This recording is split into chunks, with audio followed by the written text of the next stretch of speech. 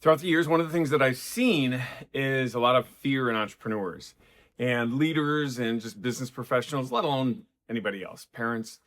And I've experienced plenty of it myself, by the way, too. So this is not a preaching to the choir. I'm a member of the choir listening to the preacher here.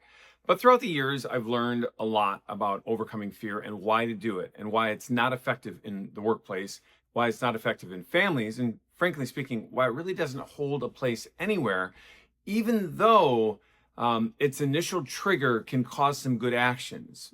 But you would say then, would it make sense to have fear a little bit because then it causes good actions? Or would it make sense to replace that with something else altogether? So let's dive into this. The first thing that happens, especially when you're leading people or building a business, is that fear does not allow you to use full rationality. It actually diminishes your ability to think intellectually. And that's a pretty big deal. What happens when we do that is we eliminate the number of options that we actually have to solve a problem because we move a little bit more toward urgency than we otherwise should. And urgency oftentimes means cutting corners.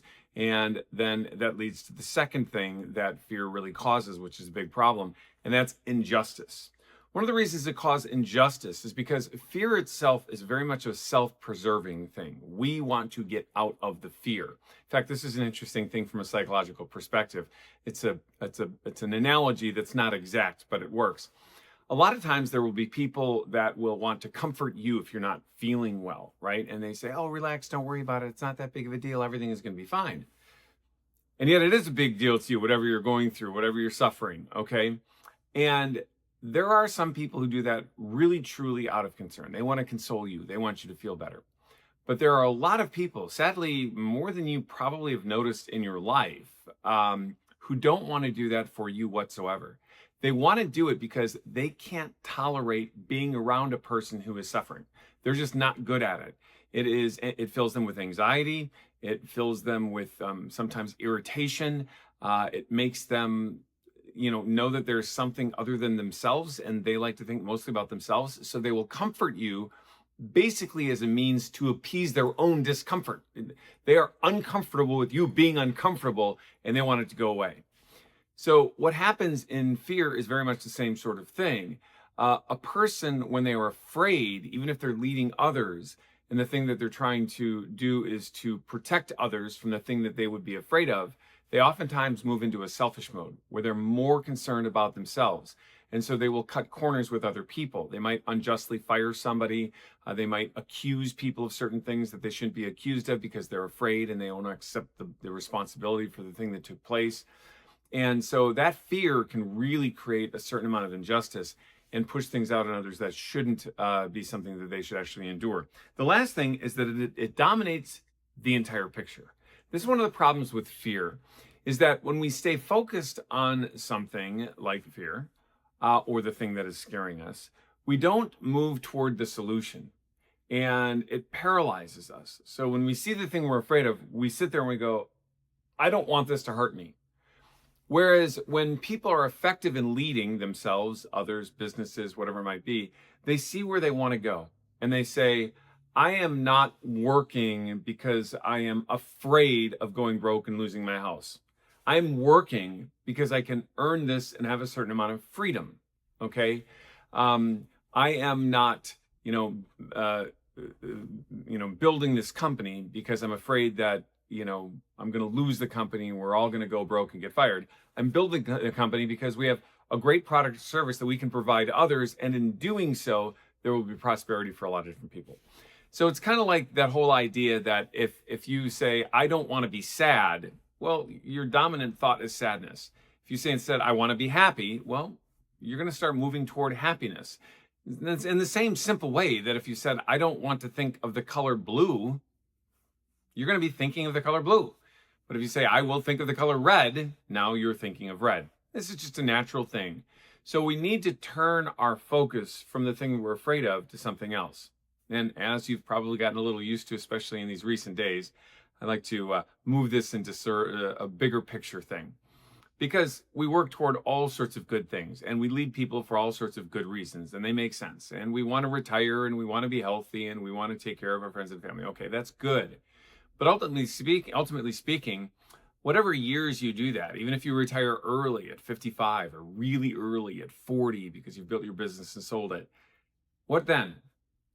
40 more years of life, you're halfway through it. If you retire at 55, there's still probably 25, 30 years left, maybe.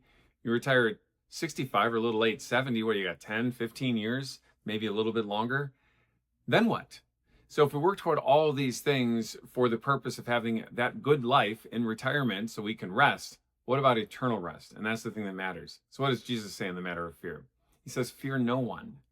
Fear no one, but only fear that who can kill the body and send you to hell. So he's literally saying fear only God. But yet at the same time, Jesus is always saying in scriptures, be not afraid, be not afraid, be not afraid, do not fear.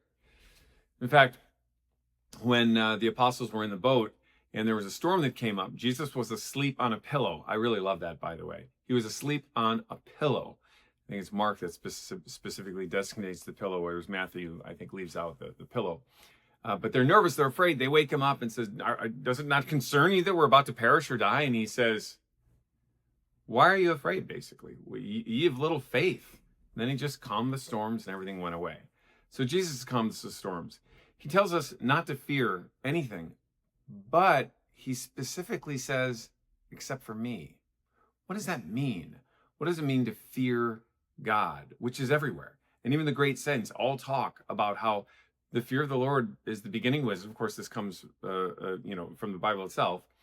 But that fear aspect doesn't leave. The great saints, they always talk about how staying afraid of God, being in the presence of the fear of God, is like a guardrail that keeps you up. Now, this is a very important point. The fear of God actually is a little bit on a spectrum.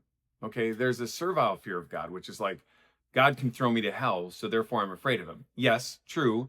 And that can act, I can't remember what great saint it was, said, a little bit like a needle which pierces the cloth, but then carries the rest of the thread through the most important point. What is the thread? That's love. So maybe that initial thing which says God can send me to hell triggers you to say, wait a second, God is God and I am not. Let me do his will, not my own, because there could be a consequence. Yeah, that's not a bad way to start. I mean, frankly speaking, most of us in life actually do that. We're afraid of being broke, and so that fear makes us behave well at work, okay? We're afraid of being caught, therefore we don't steal or cheat, okay? So those certain fears of a consequence can be the initial thing that triggers good action. If we stay with them, it's really no good. I mean, if the only reason that you're a good citizen is because you don't want to get caught stealing, you're not really going to be a great citizen, nor would you be a great husband or wife, right? But ultimately speaking, what we don't want to do is we don't want to fear, we have a massive fear of offending God, not because of what he's going to do to us, but because we love him so much, because we love God above all things. And just like you would never want to offend your beloved, that man or woman that you love the most, or your parents, you would say to yourself, the idea that I would offend them, even accidentally, okay, by maybe not even understanding or noticing something was important to them, and I accidentally offended them, that would hurt me. It would hurt me because I love them so much. Well, God is beyond that for all of us. And so it's important that the only fear that we have in life is fear of offending God, okay? And that makes us love him even better. Well, that is the ultimate analogy of fear, and we can learn things about that through the regular things that we fear throughout the day. Ultimately speaking, when we trust God, we don't fear things here on earth. By the way, easier said than done. And as a graduate of all sorts of fear, I'm telling you that I know what that's like, and I'm probably inclined to go back to it again. But with the grace of God, we can do all things. And though we should fear nothing but him for the sake of loving him. Just keep that in mind as you go out here, build your day, and you build your business.